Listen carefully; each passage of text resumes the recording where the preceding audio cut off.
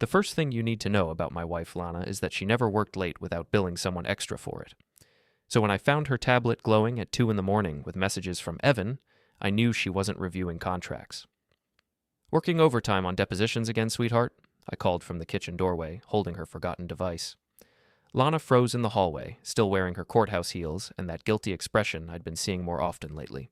Her perfectly styled blonde hair looked disheveled, and her lipstick had vanished somewhere between the office and our front door. "Marlow, you scared me. Why are you awake?" "Couldn't sleep. Funny thing about insomnia. Gives you time to notice things." I held up the tablet, watching her face change. "Like how Evan Price seems very interested in your legal expertise." The messages were right there on the screen. Intimate, detailed, scheduling meetings that had nothing to do with law and everything to do with breaking our marriage vows. "You're being paranoid," Lana snapped, snatching the tablet from my hands. "Maybe if you worked harder instead of sitting in that basement all day, you'd understand professional relationships." I laughed. Actually laughed, because the irony was perfect. "Professional? Is that what you call it when he writes about your amazing oral arguments?" Her face flushed red. "You have no right to read my private messages." "Private? We're married, Lana. Or did you forget that part when you were scheduling your afternoon appointments with Mr. Investment Broker?" She exploded then, the way she did in court when she knew she was losing. "You're pathetic, Marlow. A tech consultant who can't even afford to take his wife on a decent vacation. Evan appreciates what I bring to the table." "I bet he does. Question is, which table are we talking about?" Lana grabbed her purse and stormed toward the door. "I'm staying at my father's tonight. Maybe by morning you'll remember how to treat your wife with respect." After she left, I sat in my basement office, surrounded by the computers and electronics that apparently made me such a disappointment. The house felt different now, quieter, but not peaceful. More like the silence before a storm. I opened my laptop and started digging. If Lana thought she could gaslight me into believing this was my fault, she'd forgotten who she married. I might not be a high-powered lawyer like her, but I understood systems, networks, digital footprints, and Lana had left quite a trail. Her cloud storage was still synced to our home network, a detail she'd overlooked in her rush to rewrite history. I found folders labeled personal and private correspondence. Inside were videos, photos, and message threads going back 6 months.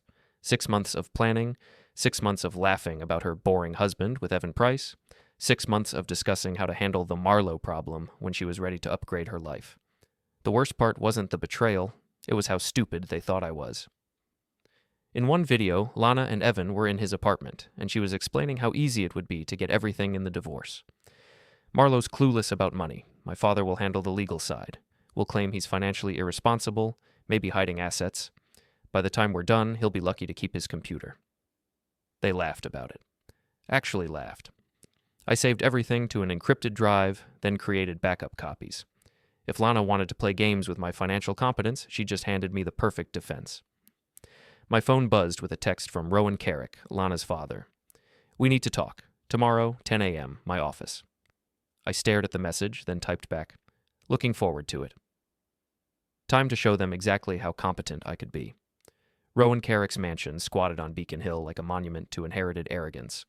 I'd been there for family dinners, Christmas mornings, and countless lectures about making something of myself.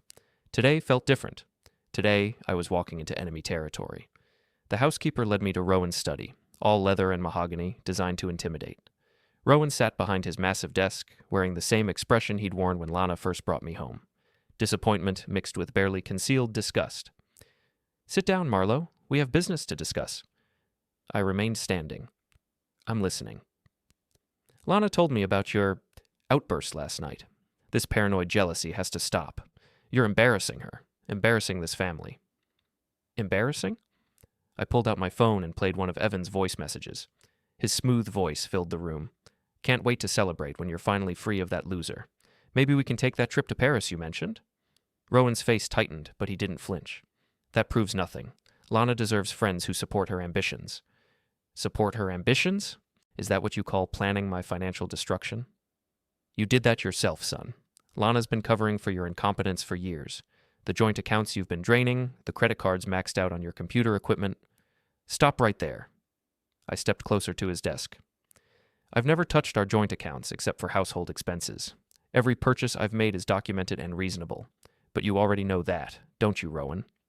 His eyes narrowed. "What are you implying?" I'm not implying anything. I'm stating facts. You and Lana have been moving money around, setting up a narrative where I look financially reckless. The problem is, I've been watching, recording, learning. Rowan stood up, using his height to loom over me. You're in over your head, Trasker. Lana's filing for divorce next week. You'll be lucky to walk away with your clothes. We'll see about that. No, we won't see. I've been handling legal matters since before you were born. I know judges, lawyers, people who matter in this city. You're a nobody with a computer degree and delusions of adequacy. I smiled then, the first genuine smile I'd felt in months. You know what your problem is, Rowan. You think technology is just toys and games. You don't understand that everything leaves a trail now. Every email, every transfer, every conversation. Are you threatening me? I'm educating you. See, while you and Lana were planning my downfall, I was doing what I do best. Gathering data, building systems, preparing. I headed for the door, then turned back. Oh, and Rowan, next time you want to coach someone on lying under oath, maybe don't do it over email. Digital evidence is admissible in court these days. His face went pale, but I was already walking away. Outside, I called my old friend Terry Malone. Terry ran an auto repair shop in Southie and had the kind of practical intelligence that complemented my technical skills. Marlow, haven't heard from you in months. How's married life treating you? Like a rigged game, Terry. I need a favor. You still have that surveillance equipment from when you were worried about insurance fraud. Course I do. What kind of trouble are we talking about? The kind where my wife and her father think they can destroy me in court. I need to know their moves before they make them. Terry's laugh rumbled through the phone. Well, it's about time you grew some teeth. When do we start? Tonight. I'll explain everything when I see you. As I drove home, I thought about Rowan's confidence, his certainty that he could crush me with connections and legal maneuvering. He'd built his empire on intimidation and insider knowledge, never imagining that someone like me might fight back with different weapons. That afternoon, I started building what I privately called Project Zero Balance, a comprehensive digital monitoring system that would track every move Lana and her allies made. If they wanted a war, I'd give them one. But it would be fought on my terms, with my tools. The first phase was simple. Document everything. Every conversation, every financial transaction, every meeting between Lana and Evan. I installed discrete recording devices in our home office, set up network monitoring on all our shared devices, and began mapping their communication patterns. By evening, I had enough evidence to bury them both. But evidence was just the beginning. What I needed was a strategy that would turn their own weapons against them. That night, Lana came home with divorce papers. I'm sorry it came to this, Marlow, but we both know this marriage is over. I've tried to be fair in the settlement terms. I read through the documents, noting how fair meant she got the house, the cars, most of our savings, and alimony. I got to keep my computer equipment and whatever clothes I could carry. Very generous, I said. Just one question. When's the court date? 2 weeks from Thursday. My lawyer says it should be straightforward since we're in agreement about the terms. Agreement? I looked up from the papers. Who said anything about agreement? For the first time since this started, Lana looked uncertain. Marlow, don't make this harder than it needs to be. You can't afford a legal fight with my family. You're right about one thing. I can't afford to lose. Good thing I don't plan to. The Rusty Nail wasn't the kind of place where lawyers and real estate moguls usually gathered, which made it perfect for my purposes. Terry had been coming here for 15 years, and the bartender, Barbara Chen, knew everyone's business before they did. So let me get this straight, Terry said, nursing his beer while I explained the situation. Your wife's been cheating with some investment guy. Her father wants to destroy you in court, and you're planning to fight back with... what exactly? Information warfare, I said. They think they're playing chess while I'm playing checkers. Time to show them I've been playing a different game entirely. Barbara leaned across the bar, pretending to wipe down glasses while she listened. That Trasker girl always did think she was better than everyone else. Came in here once with her fancy friends, complained about everything from the music to the beer selection. You know Lana? Honey, I know everyone in this neighborhood, including Sophie Martinez, who works at that law firm downtown. She's been coming in here every Friday for 2 years, and lately she's been very chatty about office gossip. As if summoned, Sophie walked through the door, still wearing her paralegal uniform and looking like she needed a drink. Barbara waved her over. Sophie, meet Marlow Trasker. Lana's husband. Sophie's eyes widened. Oh, I'm sorry about everything that's happening. What exactly do you know about what's happening? She glanced around nervously, then slid onto the bar stool next to mine. More than I should. Lana's been using the office computers for personal business. video calls with that Evan guy, emails to her father about legal strategy. She thinks because she's a lawyer, she can do whatever she wants. What kind of legal strategy? They're planning to claim you're mentally unstable and financially reckless. Her father has some judge he thinks he can influence. They want to make you look incompetent so they can justify taking everything. Terry laughed bitterly. Incompetent? Marlow built a security system for half the banks in Boston. That's what I don't understand, Sophie continued. Everyone at the firm knows you're brilliant with computers and finance. But Lana keeps telling people you're hopeless with money, that she's been supporting you for years. I pulled out my phone and showed Sophie a screenshot of our bank records. Does this look like financial incompetence to you? She studied the screen, her expression changing. These are your personal accounts? Marlow, you've got more saved than most of the lawyers at our firm. And these investment returns? How did you manage this? By being very, very good at what I do, which is exactly what Lana and her father are counting on people not knowing. Barbara poured Sophie a drink without being asked. So what's the plan, honey? You going to let them railroad you in court? Not exactly. I opened my laptop and showed them the monitoring system I'd built. I've been tracking their communications for the past week. Want to know what I found? The evidence was devastating. Emails between Rowan and a lawyer named Mitchell Hayes discussing how to handle the Trasker situation. Text messages between Lana and Evan, planning their post-divorce life together. Most damaging of all, recorded phone calls where they coached each other on testimony that was completely false. This is incredible, Sophie whispered. They're planning to commit perjury. Gets better, I said, pulling up another file. Remember how Lana claimed I was draining our joint accounts? Here's the real transaction history. Every withdrawal over $500 was made by her, most of them cash advances that went straight to Evan's investment accounts. Terry shook his head. She's been stealing from you and then claiming you're the thief. That's cold, even for a lawyer. The question is, what do I do with this information? I could expose them now, but they'd just deny everything and claim I fabricated the evidence. I need something more dramatic. More public? Sophie looked thoughtful. What if you let them think they're winning? Let them get overconfident in court, then spring the trap when they can't back down? Risky, Barbara said. What if the judge believes their story before you can present your evidence? I'd been thinking about that problem for days. The solution came from an unexpected source, my own professional expertise. What if the evidence presented itself? What if their lies were exposed in real time, in a way that couldn't be dismissed or explained away? I spent the next hour explaining my plan.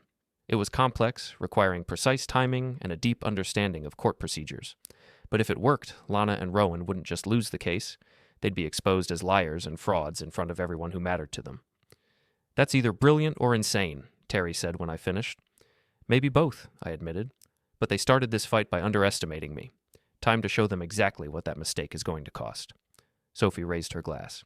To justice, and to proving that smart beats connected every time. We drank to that, and I felt something I hadn't experienced in months. Hope, not just for winning the divorce case, but for reclaiming my self-respect. Lana and Rowan had made the classic mistake of powerful people. They'd assumed their victim was powerless. They were about to learn otherwise. Over the next week, I refined my strategy while maintaining the appearance of a defeated husband. I let Lana see me looking depressed and overwhelmed. I asked her lawyer basic questions that made me seem naive about legal procedures. I even let Rowan catch me researching how to represent yourself in divorce court online. All the while, I was building the most sophisticated legal ambush in Massachusetts history. The night before the court date, Lana came home late, smelling like Evan's cologne and victory. She found me in the kitchen, staring at a cup of cold coffee. I want you to know this isn't personal, Marlow. We just want different things from life. I understand, I said quietly. I hope you get everything you deserve. She patted my shoulder with what she probably thought was kindness. You'll be fine. You're resourceful. Maybe this will motivate you to finally reach your potential. After she went upstairs, I smiled into my coffee cup. Tomorrow, Lana Trasker was going to discover exactly what my potential looked like, and she wasn't going to enjoy the lesson. The Suffolk County Courthouse looked like a temple to justice, all marble columns and solemn dignity. Walking up those steps, I felt the weight of everything that had led to this moment. Lana walked ahead of me with her lawyer, Mitchell Hayes, a thin man with expensive glasses and the kind of smirk that said he'd never lost a case he cared about. Rowan waited inside, wearing his best intimidation suit and surrounded by what I assumed were character witnesses. They'd brought an impressive crowd to watch my destruction. All rise for the Honorable Judge Patricia Halloran. Before we dive deeper into this story, I have one small request.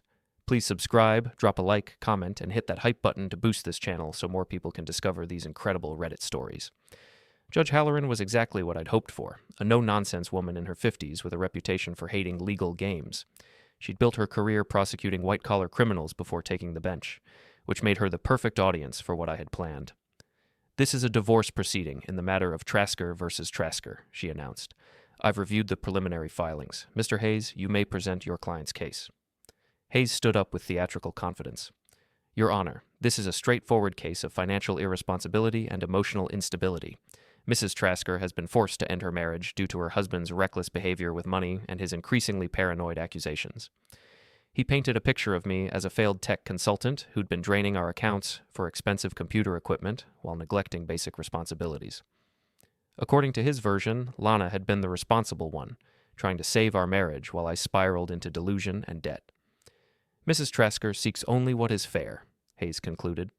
"The marital home, which she has maintained, the vehicles which she has insured and registered, and sufficient assets to rebuild the life her husband's actions have destroyed."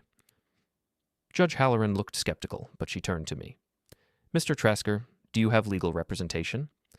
"I'm representing myself, Your Honor. I believe the evidence will speak for itself." "Very well. Do you wish to respond to these allegations?" "I do, Your Honor. But first, I'd like to clarify some facts about our financial situation." I stood up and activated the first phase of my plan.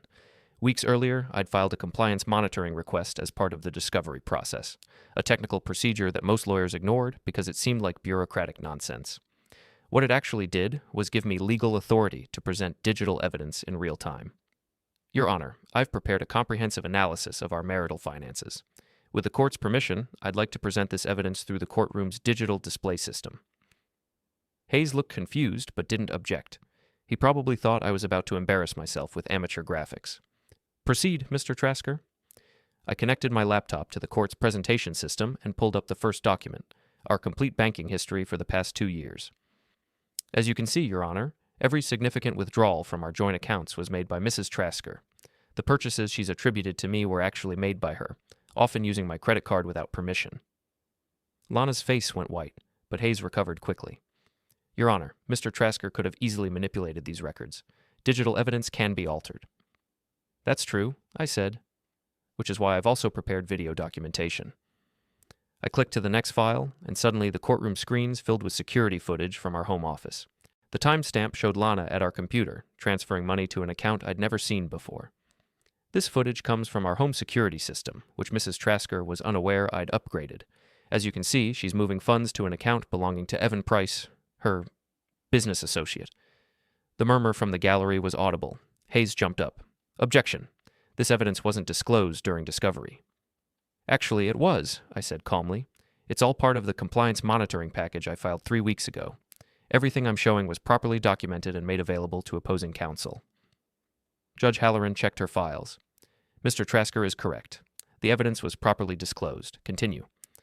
The next video was even more damaging. Lana and Evan in our bedroom, discussing how to hide assets and manipulate the divorce proceedings. I'd edited out anything inappropriate, but the financial conspiracy was crystal clear. "Your Honor," I continued, "Mrs. Trasker and Mr. Price have been planning this divorce for months, specifically discussing how to make me appear financially irresponsible while hiding their own misconduct." Hayes was frantically whispering with Lana, but I wasn't done. The final piece of evidence was the most devastating: recorded phone calls between Lana and her father, coaching each other on false testimony. Rowan's voice filled the courtroom. "Just stick to the story. Marlow's always been hopeless with money. The judge will believe it because it fits the stereotype of tech guys being impractical." Lana's response was equally damaging. "What about the transfers to Evan's account? What if Marlow found those?" "He won't. He's too trusting to check, and too stupid to understand what he's looking at, even if he did." The silence in the courtroom was deafening. Judge Halloran's expression had shifted from skeptical to furious. "Mr. Hayes," she said in a voice that could freeze water, "are you prepared to explain why your client and her father were coaching each other to commit perjury in my courtroom?" Hayes looked like he wanted to disappear. "Your Honor, I was not aware of these communications. If my client misled me about the facts—" "Stop right there," Judge Halloran interrupted. "Bailiff, I want Mr. Rowan Carrick removed from this courtroom immediately. Mr. Hayes, you and your client will remain available for questioning by the district attorney's office. As security escorted Rowan out, he shot me a look of pure hatred. Lana was crying now, her carefully constructed case crumbling around her. Mr. Trasker, Judge Halloran continued, do you have any additional evidence to present? Just one more item, Your Honor. I pulled up a final document, a forensic analysis of our complete financial picture, showing not just that I was financially responsible, but that I'd been systematically defrauded by my wife and her father. This analysis shows that Mrs. Trasker has transferred over $80,000 from our joint accounts to her personal use, while simultaneously claiming that I was the one mismanaging our finances. The evidence suggests a coordinated effort to defraud me of marital assets while painting me as incompetent. Judge Halloran studied the documents for several minutes while the courtroom waited in tense silence. Mrs. Trasker, she finally said, do you have anything to say in response to this evidence? Lana looked at her lawyer, who shook his head slightly. No, Your Honor. Very well. In light of the evidence presented, I'm dismissing all claims against Mr. Trasker's financial competence. Furthermore, I'm ordering an immediate freeze on all marital assets pending a full investigation of the financial misconduct alleged here.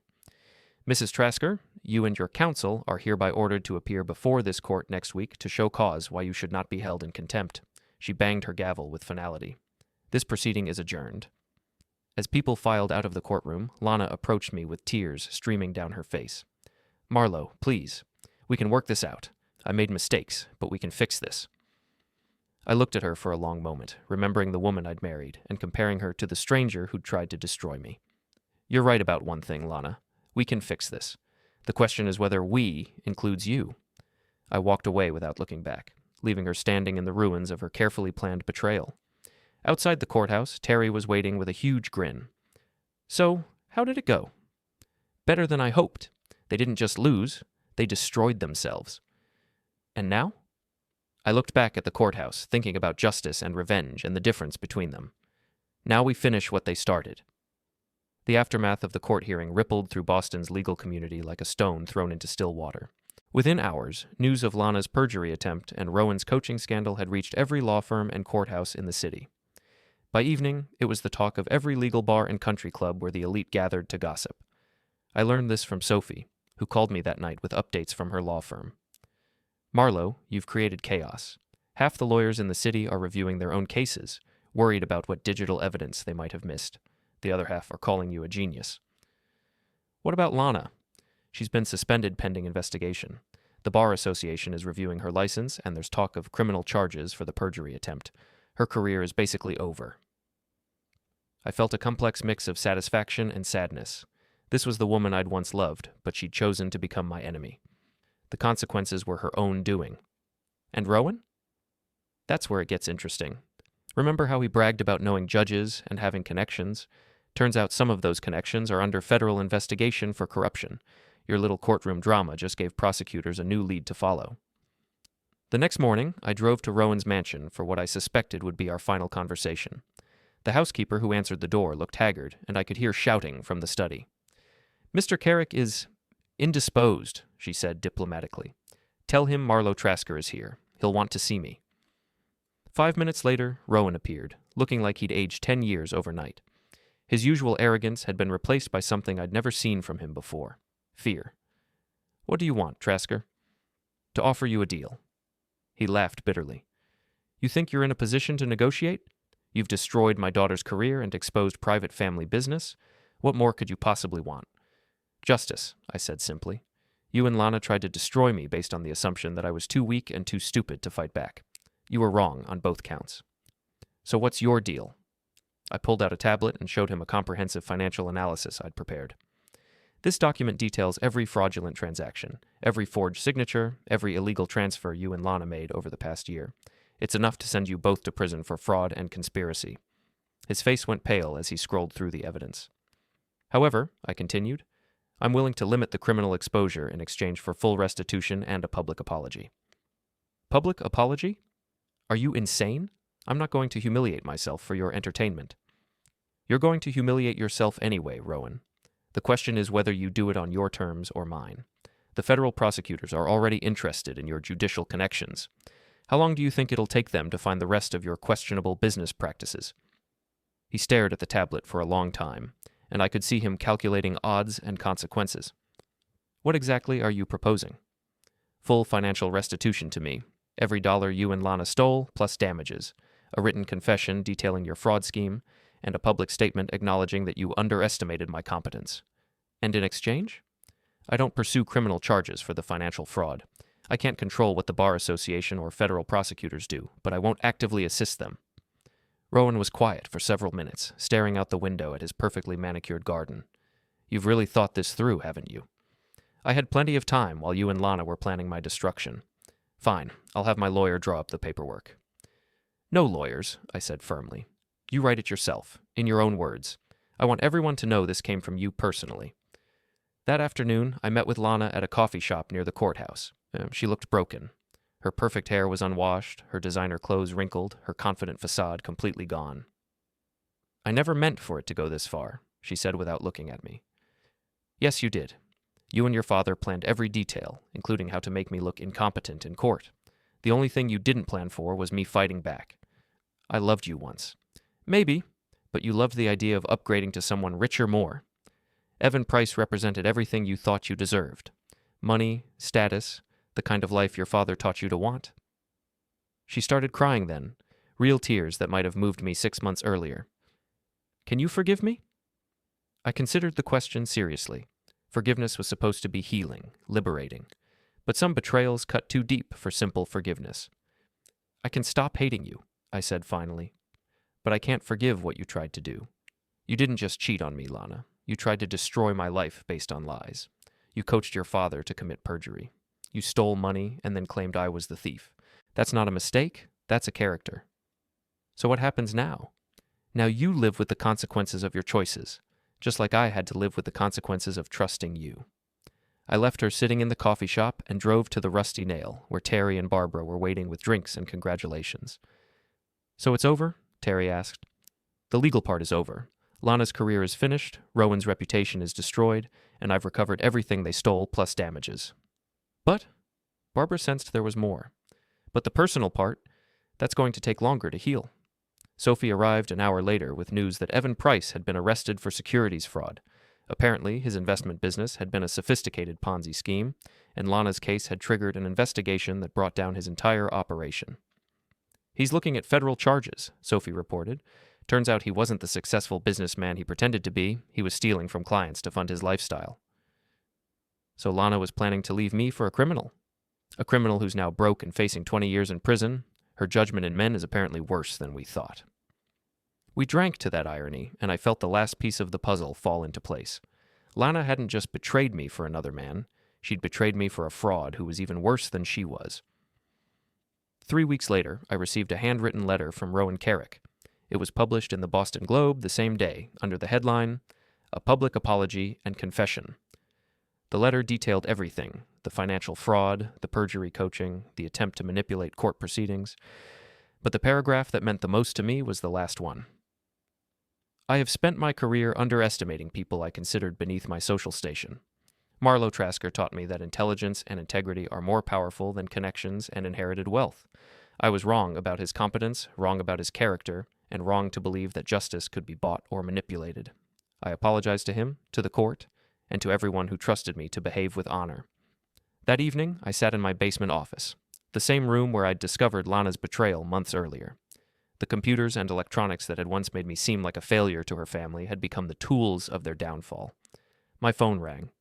It was a job offer from a major cybersecurity firm in California, offering twice my current salary and a chance to start over somewhere new. I looked around the house that had been my prison and my fortress, thinking about new beginnings and old endings. Then I picked up the phone and accepted the offer.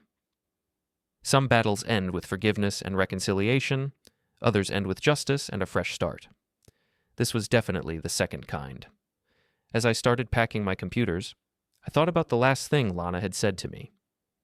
You'll never find anyone who understands you like I do.